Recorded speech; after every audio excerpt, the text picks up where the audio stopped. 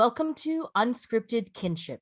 Kinship is a three-part podcast series exploring themes of interdependence, care, and kinship in the arts. Each episode, we will host a different artistic collective and invite them to engage in conversation about how they are reimagining artistic collaboration in ways that embrace these themes, as well as how relationships and radical reciprocity have been integral to the development of their collective's unique creative processes. I'm your host, Angela Sun, and I am an actor, a theater creator, and a settler on this land through immigration and colonial citizenship. I want to acknowledge that I'm currently sitting on Treaty 13 territory, the traditional territory of the Anishinaabe, Haudenosaunee, and Wendat peoples, and the treaty lands of the Mississaugas of the Credit First Nation. When I reflect upon the meaning of land at this time, I think about another agreement that was made by the first peoples of this land, a non-colonial one. The Dish with One Spoon Wampum Belt Covenant calls upon the people of this land to share peacefully with their neighbors so that we may all have enough. There's one dish, one spoon, and no knife. In this spirit, some questions I often try to ask of myself and others is who is allowed to take up space on this land and who is not? Who has access to clean water and air, food, shelter, and healthcare, and who does not? And finally, how can we all ensure that there is enough left for everyone, both present and future, to live a good, full life? Today, I am so excited to welcome Bricks and Glitter. Bricks and Glitter describe themselves as a group of troubled queers who believe in creativity and collectivity, in imagining together a world worth living in.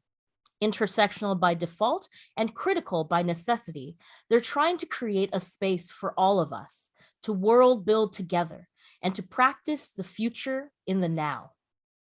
Bricks and Glitter is a community arts festival celebrating two-spirit, trans and queer talent, ingenuity, caring, anger, and abundance. Joining us today from the Bricks and Glitter team are Rosina Kazi, Yami Masosa, and Victoria Mata. Thank you all so much for being here today. Thanks for having us, Angela. Thanks for having us. As we're beginning, I always love to hear the creation story from the founders themselves. And so I'm very curious, what inspired the creation of the Bricks and Glitter Festival? Was there a specific intention or question that the collective rose out of? And also, can you talk a bit about, I believe something that was mentioned when we had previously talked was the importance of Unit 2 to Bricks and Glitter and how that space sort of figures into the larger story of Bricks and Glitter.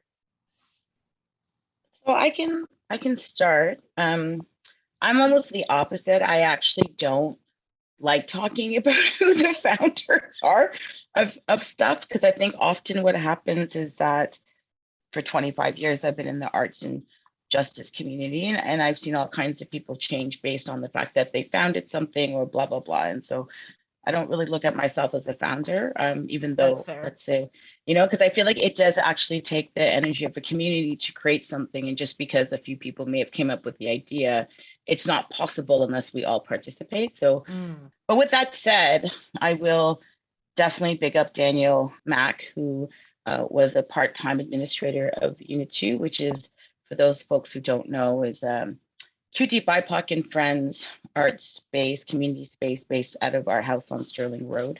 And we've been around for 13 years. And so Daniel was one of our administrators, maybe about 3 or 4 years ago, 5 years ago, I guess. I can't remember when Bricks and Glitter started. And we would just sit around and talk, and we were just like, oh, it'd be great to have a festival that, like, there's all this stuff already happening in the city. We don't need to recreate the wheel. Why not just bring all these folks together? And because we had such deep community connections as artists and as Unit 2, we were able just to kind of like call a bunch of us together and be like, let's do this. And then it literally, we just did it. I also have a shit memory, so that's what I remember.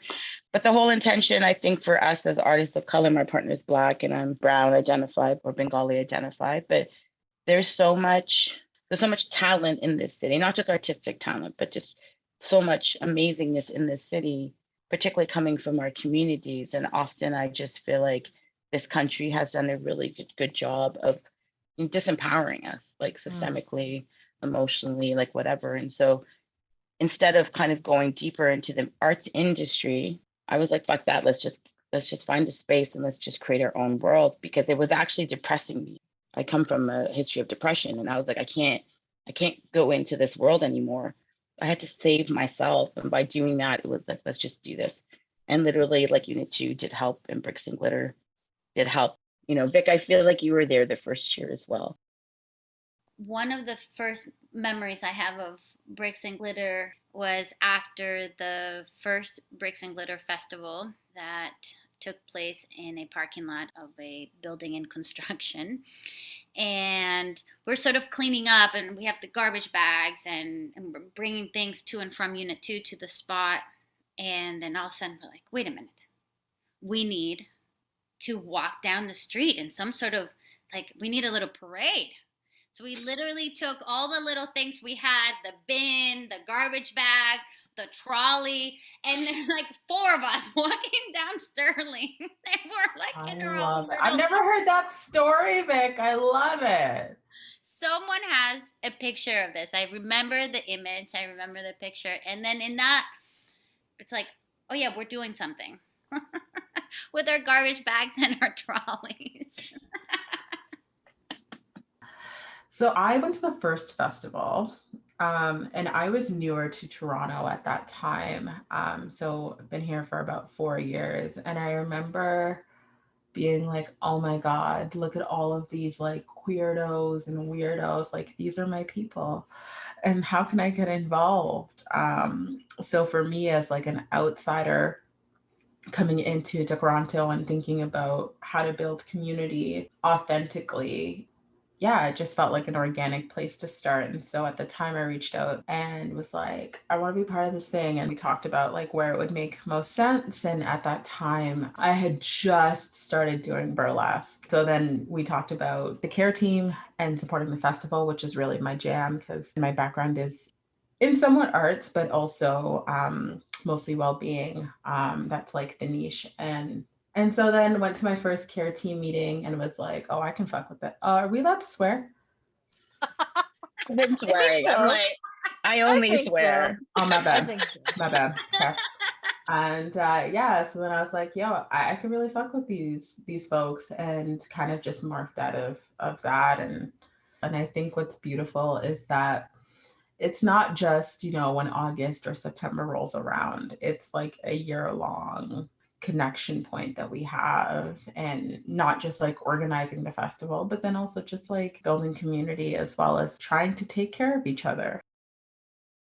I keep hearing like similar themes amongst all of your stories, themes about belonging. What does it mean to belong or to not belong on this land, creating your own space, and community building.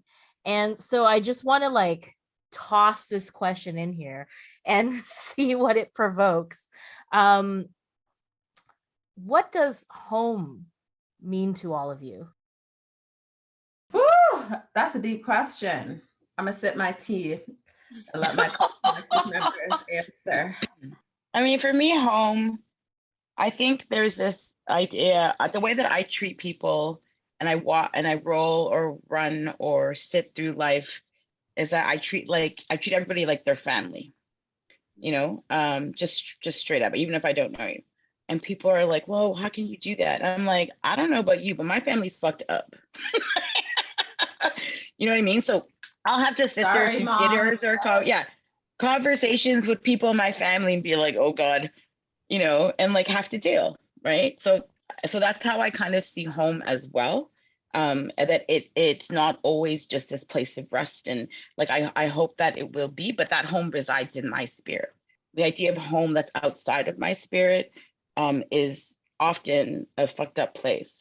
So which for me is, I feel comfortable in chaos. So not always, but So I think for me, home is being able to maneuver between these places, and feel comfortable in these different states. So that's kind of how I see home.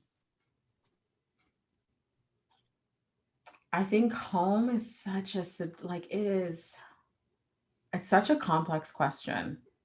Yeah. I think as I process it, because there's multiple layers around, stories of migration, forced removal, and what it means to exist on these lands, and the absence of choice at times, and the benefit of a deep sense of privilege, right?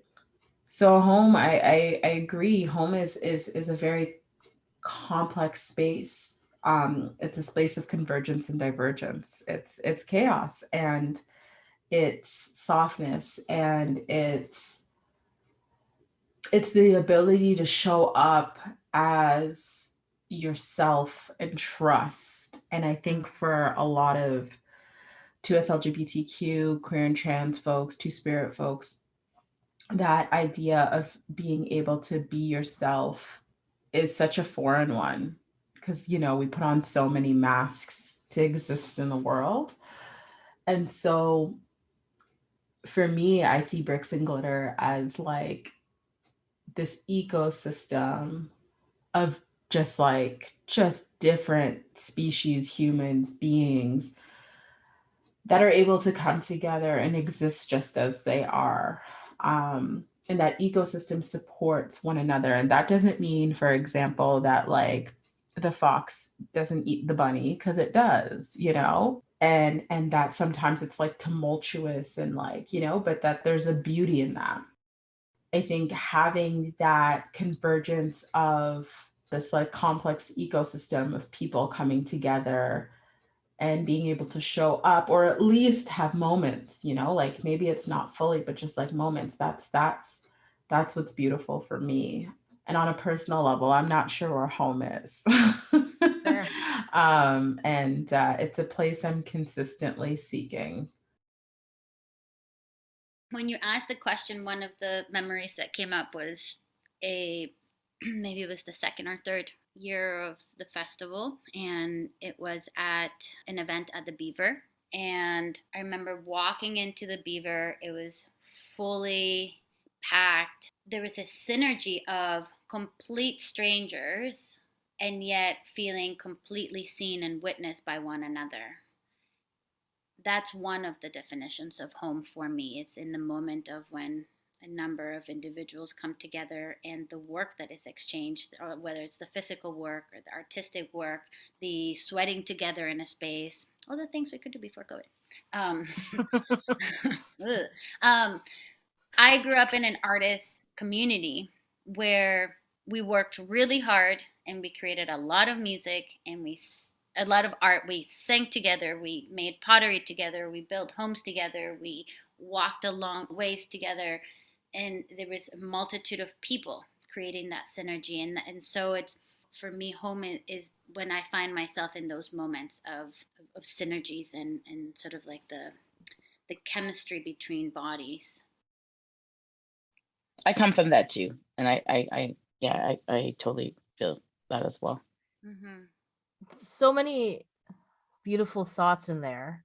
Something I sort of like really picked up on from, I think, what everybody has said is the importance of self within the home. So, Rose, you talked about a very sort of internal definition of home, that home resides in, I think, this sort of spirit within the self. And Yami and Victoria, you both talk about home being a place where you could be seen or witnessed as fully who you are. How does working in Bricks and Glitter and working with each other support that idea of being able to bring the fullness of who you are to the table? We do it through mess and chaos and flexibility. My experience being in the collective is that there's a constant shift in responsibility and in engagement and in access. And I think there's something about that constant motion or that constant flexibility that allows us to move through the creative, the administrative, the financial, the like the task based, but then also the dream based. Yeah, I mean, I'm like, yeah, that's exactly it. Yeah. Period. And I think the care team, like Amy, the care team is very important in that. Like without us having not just a care team for the festival, but really the care team actually helps. Like often organizing in this city or in many cities, whether it's artistic or whether it's political, doesn't have a group to ground the energy that's being put forth. And I think it's absolutely necessary if we're going to have long-time strategy of liberation. Like we have to. And it's extremely missing. And I think that's the attempt that we're doing. And I think now hopefully we'll build more on that, but like it's so necessary for that. Eating together, hanging out together, crying together, dancing together, as well as organizing and learning, I'm a bit stoned, so that's not helped,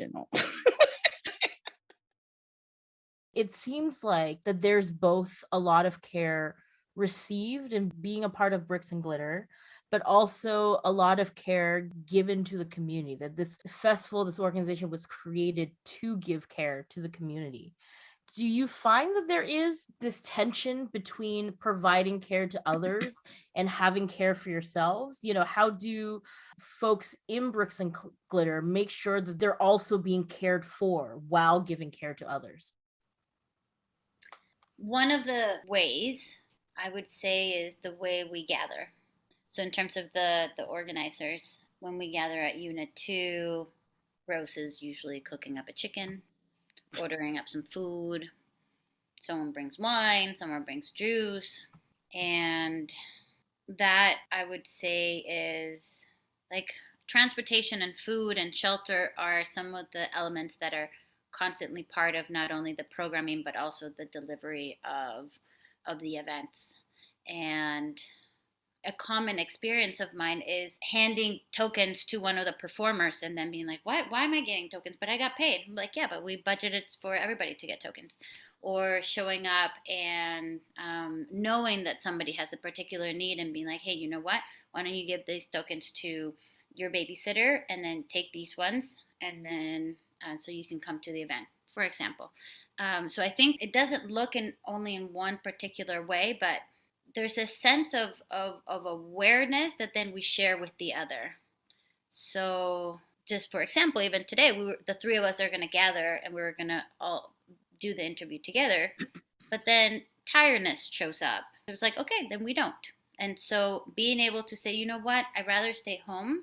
I'm still going to show up and I'm still going to be here and I'm still really excited, but we support those realities with one another. So there's something very closely tied with care and showing up as ourselves in the ways that we need to, which I think then in that reality sometimes creates space for conflict. I guess my question is, specifically, how do you create a space where folks feel comfortable in showing up as themselves?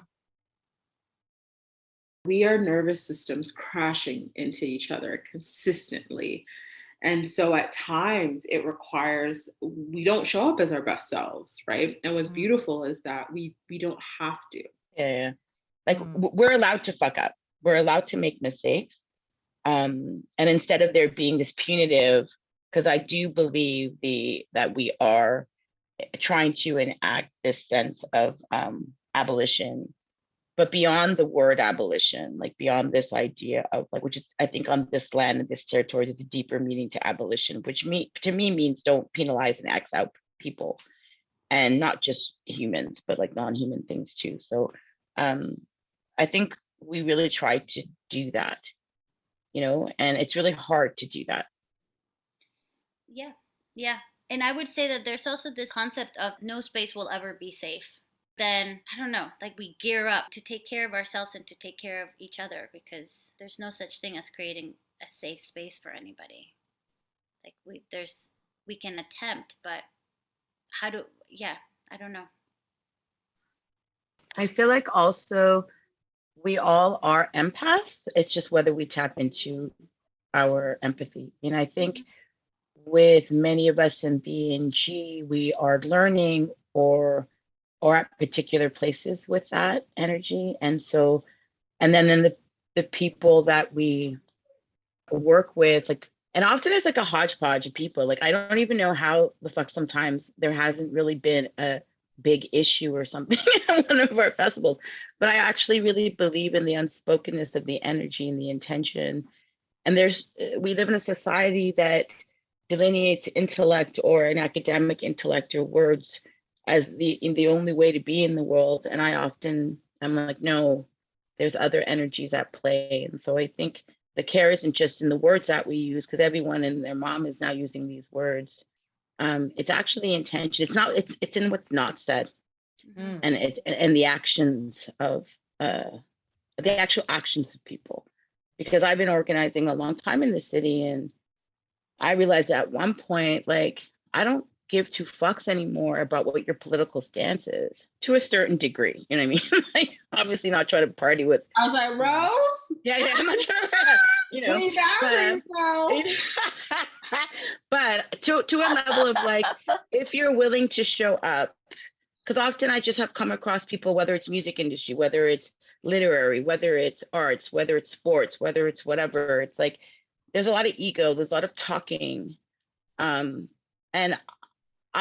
people who say that they know so much and they shut down the conversation. And I want to be around people where we don't know everything, but we're willing to show up and do the work. And we're willing to, there's a humility there. There's an attempt at a self-reflection or a community reflection.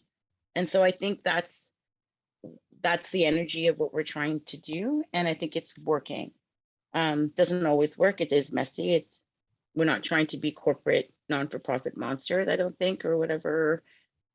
But I think there's something to the intention that we all are trying to, we're trying to feel safer ourselves. And so often the arts industry or arts and cultural industry is the opposite of that. It really is.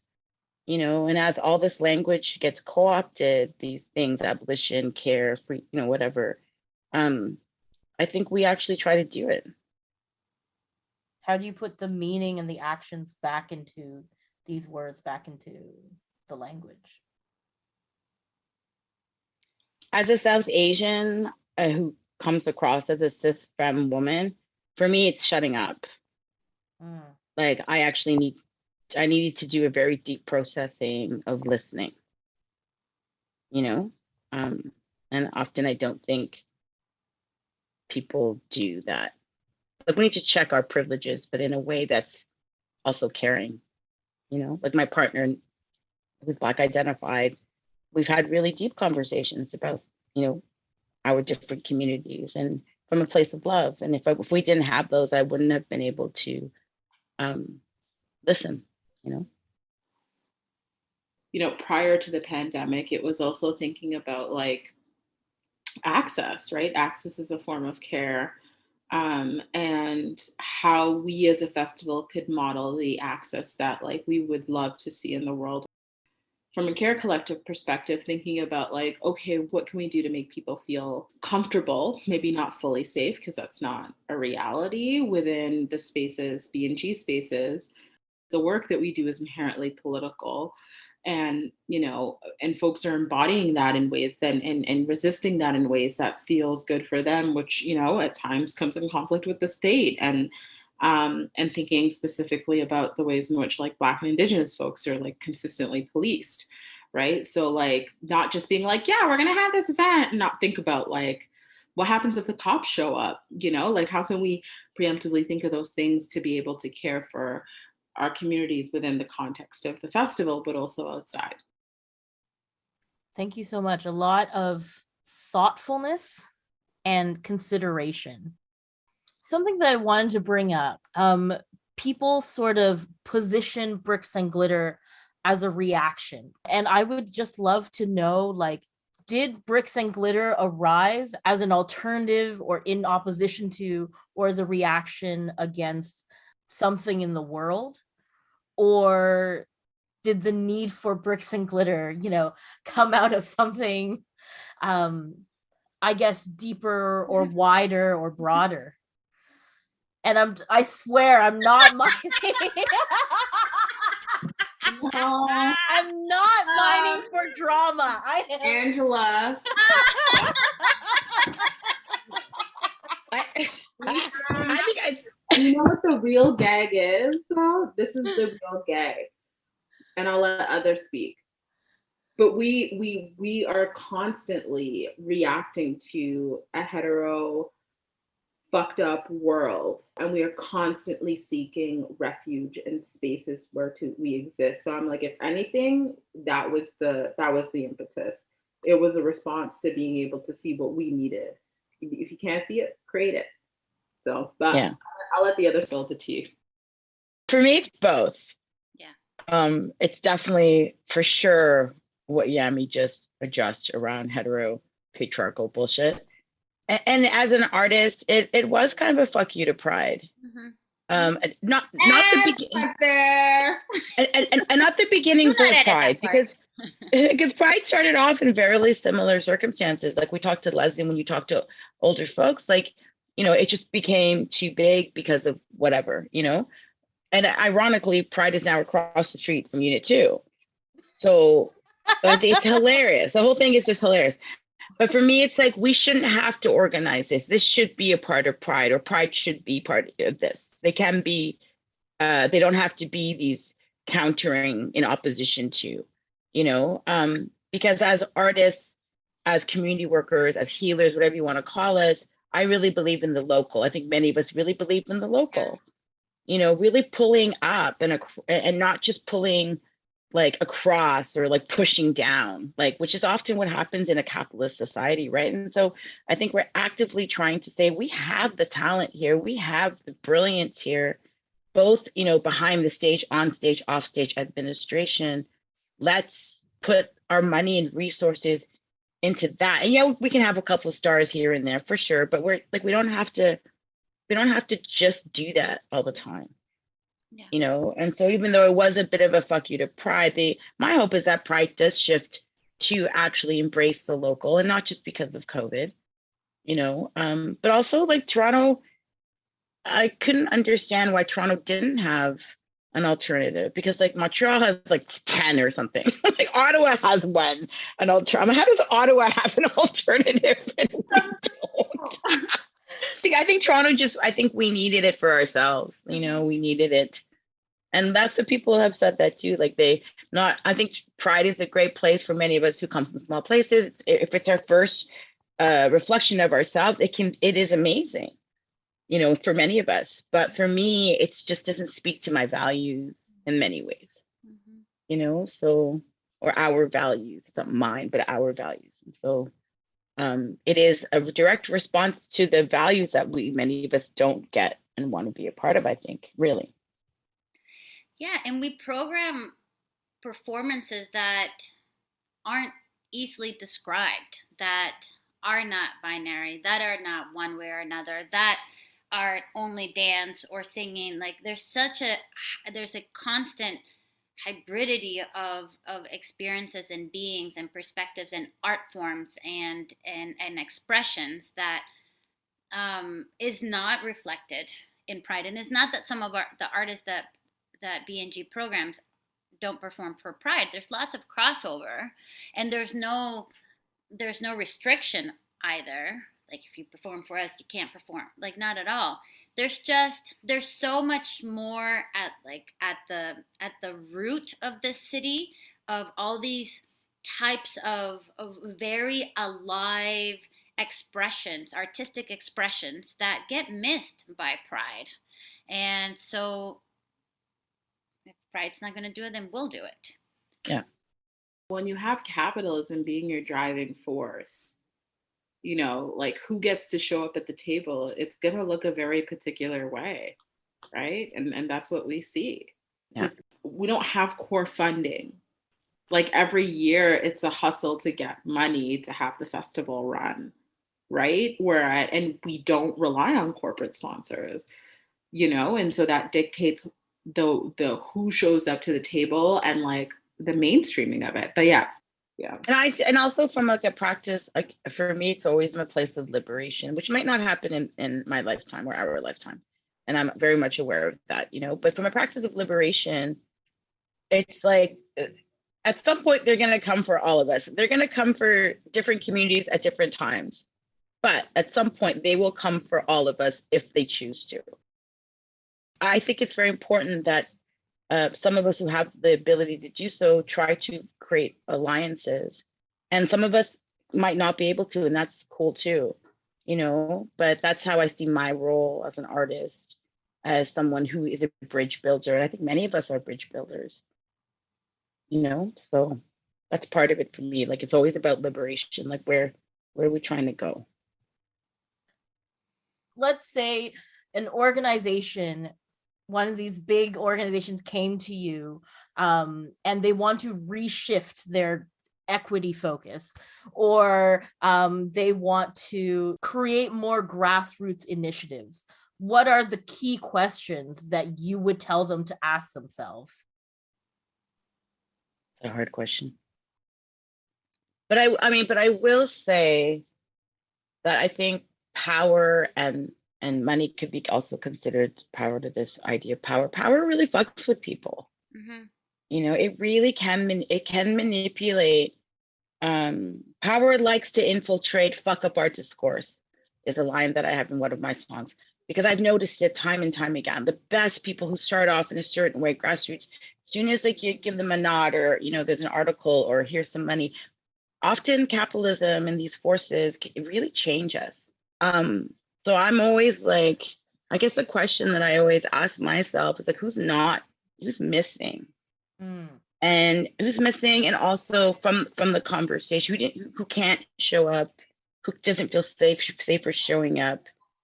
Because in a city like Toronto, if we can't create spaces where our most vulnerable cannot participate and or show up, like, we have a problem. Who do you recognize that is not at the table? Because they may feel, the organization may feel quite inclusive already, right? They might be so far from understanding the multitudes that exist in the city that they may say, well, we have this and we have A, B, and C, and D. Look at us. How much more inclusive can we get? So I think it would be a question that I would want the organization to do their own homework in understanding who's not at the table. And not every space or every organization is for everybody. So if an organization is not, like, it's okay to define who your audience is. Just be transparent about it. Like, Pride is not for everybody, and that's okay. Yeah. I think that's it. I think that's the answer. Vic Lynn Rose, like, it's to be radically honest with your limitations. Yeah. Get radically honest with the space that you're trying to curate. If you have an event that is not accessible, naming that, being accountable, and like just not trying to be everything for everyone. Yeah. That's the best way. Yeah. And because this city now, you're seeing it, like every nonprofit organization is going through this process of like, we are diverse and equitable, blah, blah, blah, blah, blah. Not one of them has apologized. And you cannot move forward with equity if you don't first fucking say, I fucked up. Not one of them has said, we are sorry that we were racist, homophobic, transphobic, anti-women, like whatever, like not one. Yet now they're ready to be equitable? Nah. I'm from Brampton, that's nah. And I worked for these organizations and I was like, you all, not one of, and that's the first thing that I learned. Even if I felt that I was right in something, I would always apologize because I hurt you. And you have to be able to do that. And that's vulnerability. People don't want to be vulnerable, or we can't be vulnerable because that's weakness. And I don't think it is. I think it is actually the most powerful thing we can be if it's held, you know? agree with that. Now I'm crying. Now I'm I crying. know. I'm tearing up as well. Okay. Or maybe I'm just hot.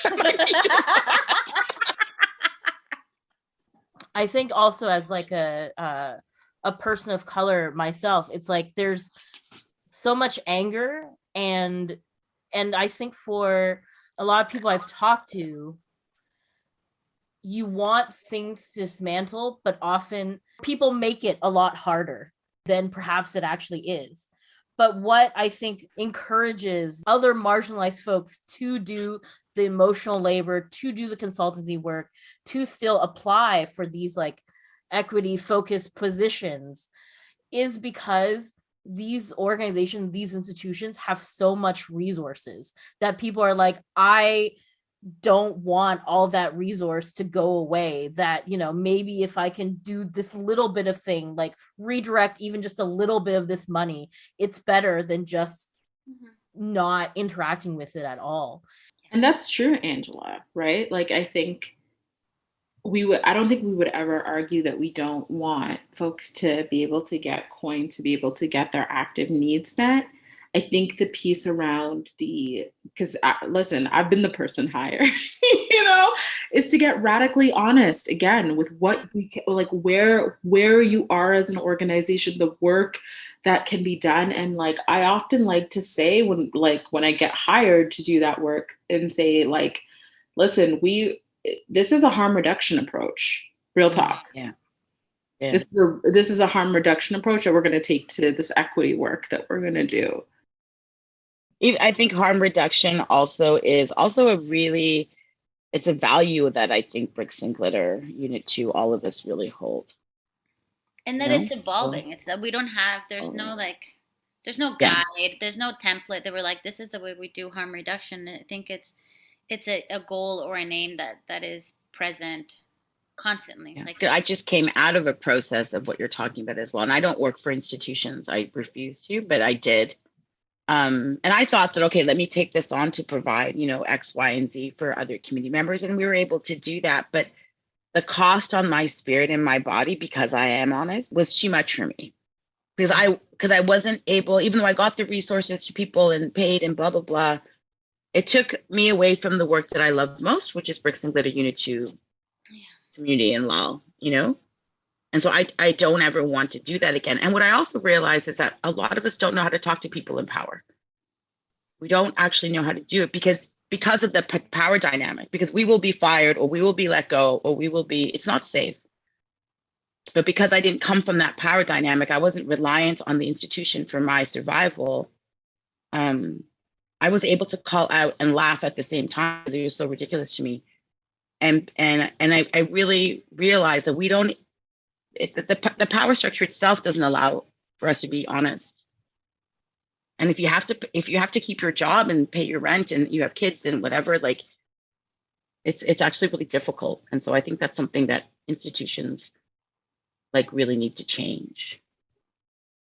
And let me just do a shout out to like Brock, Camilo, Darian, Leslie, Marissa, Max, Rhiannon, obviously Drake, myself, and Yami, Vince, Daniel, who else was past collective? Gavrel, Sunny, Natty, like Kumari, like there's so many people who create this magical mess that we're in. I just wanted to really make sure that we acknowledge that. And also the last thing is, this is not the last thing, but this city, we started off with the land acknowledgement, and I honestly believe that the waters of this city have been paved over completely. And so for me, the relationship isn't just about human relationship. Our ancestors are also non-human. Our ancestor is basically trapped in this fucking city under like weird parks and like whatever. Concrete.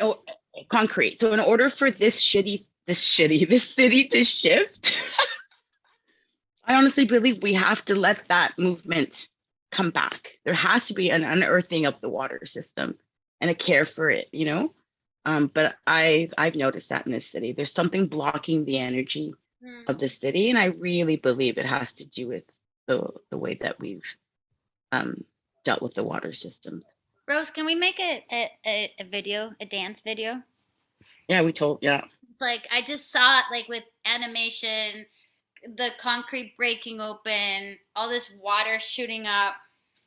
Let's do it. And the city can choose to do some of that. They just don't. Mm. That's one thing when I moved to the city, I noticed is how my body shifted and changed in relationship to the land and pacing and energy and heightened anxiety. And yeah, like energetically, it felt blocked. It felt intense. It felt like concrete. I always used to say, I was like, the city is Yeah. Wild. It's wild.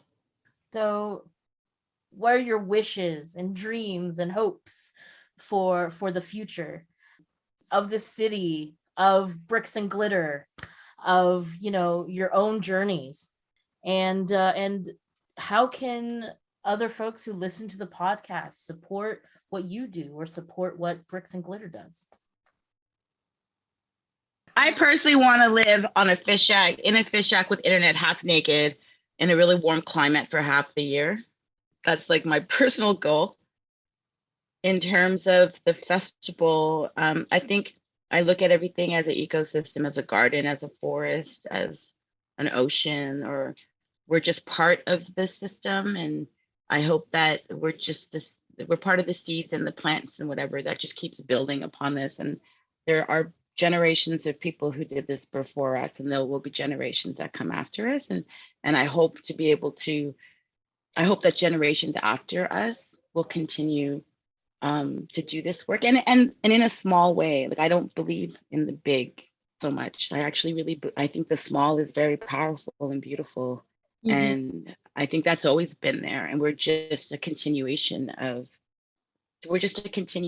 maybe more of it's being unearthed, and we're hearing about it more. But I guess my hope lies in that energy,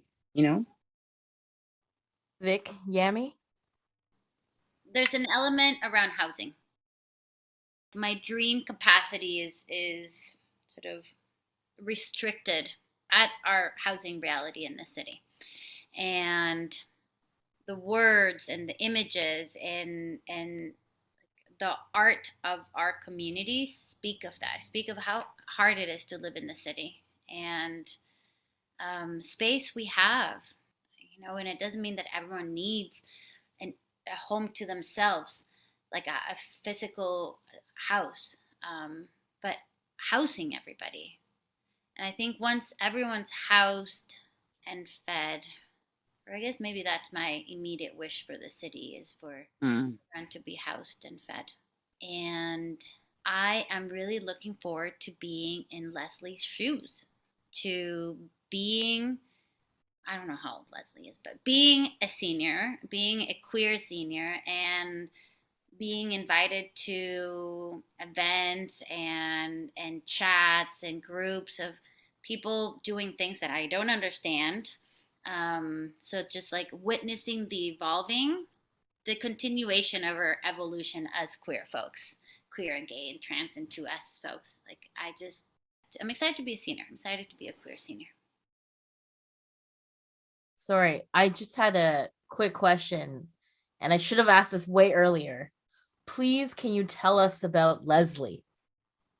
Leslie is a queer elder who is of Trini descent, and she's part of the Care Collective. Leslie is somebody who I have sat with, and the stories, and Leslie isn't perfect. Like, we're not trying to make, and because this idea always that elders, you must listen to your elders. It's like, no, you don't. And you get to pick who your elders are. But with Leslie, what I've learned so much is about what her generation fought for. Yeah. Like, I think she was one of the first people who were part of the first, for people of color, like the first float. Mm-hmm.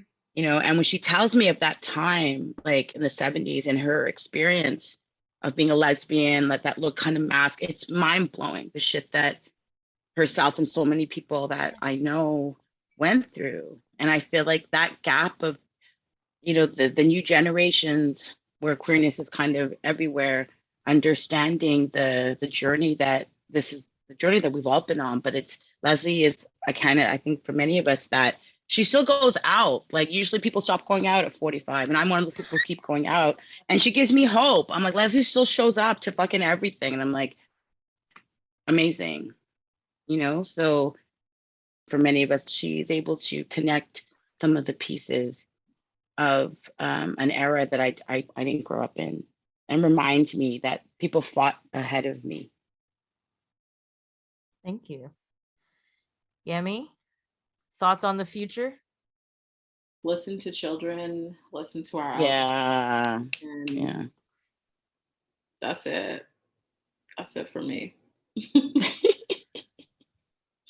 Well, thank you all so much. Thank you especially to Vic and Rose and Yami and to Bricks and Glitter for joining us today. For more information about Bricks and Glitter, please check out the links in the episode description. Thank you to all of our listeners and viewers for joining us today. And don't forget to check out the other Unscripted Kinship podcast episodes. This series is co-curated and edited by Y. Jong-koo and Becky Gold, produced by Megan Wilk, and hosted by me, Angela Sun. Unscripted is a Redefine Arts production and was made possible with the support of the Canada Council for the Arts. Bye for now on Unscripted Kinship.